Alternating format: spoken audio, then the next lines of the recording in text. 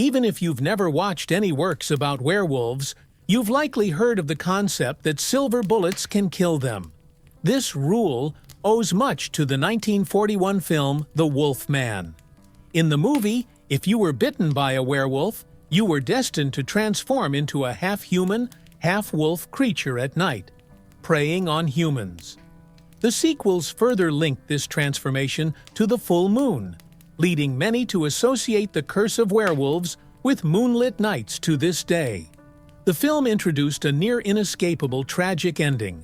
Once you become a werewolf, death is your only release. No cage or chain could prevent a transformed werewolf from harming others. However, the connection between silver and supernatural creatures, including werewolves, predates the film and has roots in European folklore. Silver was historically believed to possess purifying properties and was often used to repel evil entities such as vampires and werewolves. In subsequent popular culture, the depiction of werewolves has evolved somewhat, but elements like bloodlust, infectious bites, full moon transformations, and silver bullet vulnerability can all trace their roots to older folklore. As one of the earliest supernatural legends, werewolves have a rich and colorful history in cultural traditions. During the Middle Ages, rural households would hang black rye wreaths at their doors to ward off werewolves. Some even feared stepping on wolf tracks in snow or mud, believing it could curse them. Interestingly, ancient lore didn't always prescribe killing as the only solution.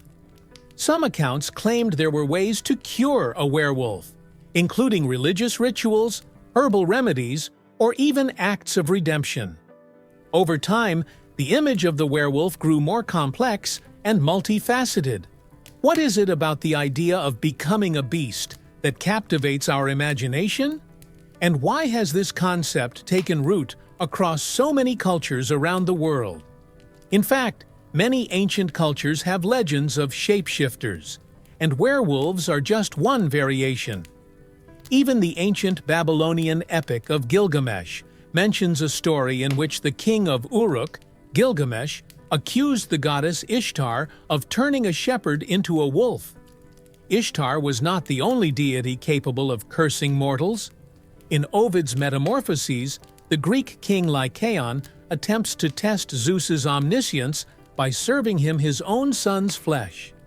Enraged, Zeus transforms Lycaon into a wolf, reasoning that since Lycaon was so enamored with human flesh, he should repay his sins in a wolf's form. Lycaon had to refrain from eating human flesh for 9 years in his lupine form, or he would never regain his humanity. Unlike typical mythological transformations, Lycaon retained his human consciousness while in wolf form. Zeus even remarked, "He is still Lycaon."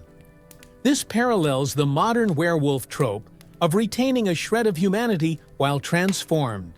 Notably, this story also gave rise to the term lycanthropy. Lycaon's name shares its root with the word lycanthropy, the condition associated with werewolves. Beyond Ovid, ancient writers such as Virgil, Herodotus, Pliny the Elder, and Pausanias also mentioned werewolves in their works. However, one of the most vivid ancient werewolf stories comes from the Roman author Petronius's satirical novel Satyricon. In the story, a servant named Niceros recounts an extraordinary event he witnessed. While traveling at night with a soldier, the soldier stripped off his clothes, murmured an incantation, and transformed into a wolf before his eyes, with his discarded clothes turning into stone. Later, on a farm, a wolf was found wounded by a spear. The next morning, the soldier was discovered with a severe neck wound, bleeding heavily, confirming Niceros's realization that he was the wolf. Notably, the story describes the night as illuminated by bright moonlight, but does not explicitly mention a full moon.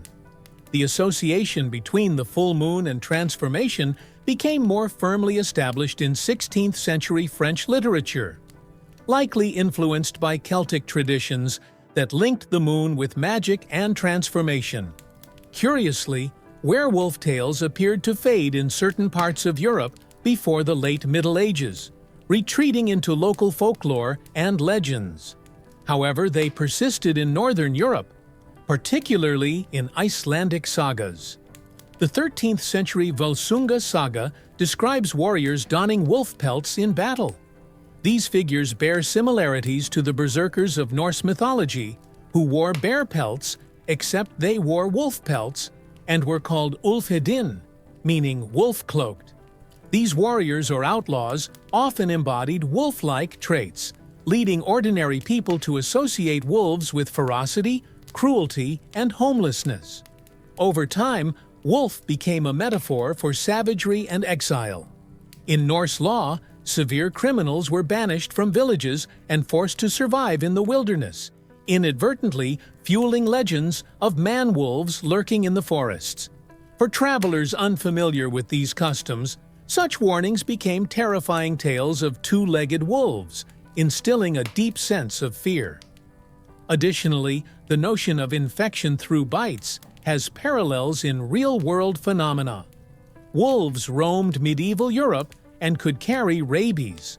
Humans bitten by rabid wolves often became agitated, violent, foamed at the mouth, and even attacked their families. Diseases like ergotism, caused by consuming ergot-infected rye, also contributed to werewolf lore. Ergot poisoning led to hallucinations and physical deformities, reinforcing the idea of people transforming into werewolves after being bitten. In Germany, tales of the black rye wolf warned of a creature lurking near rye fields that, after biting a victim, would cause extreme thirst, distorted vision, and gradual physical changes resembling a wolf. While these stories may have been inspired by the neurotoxic effects of ergot fungi, they also reflect a mixture of medical misunderstanding and folklore.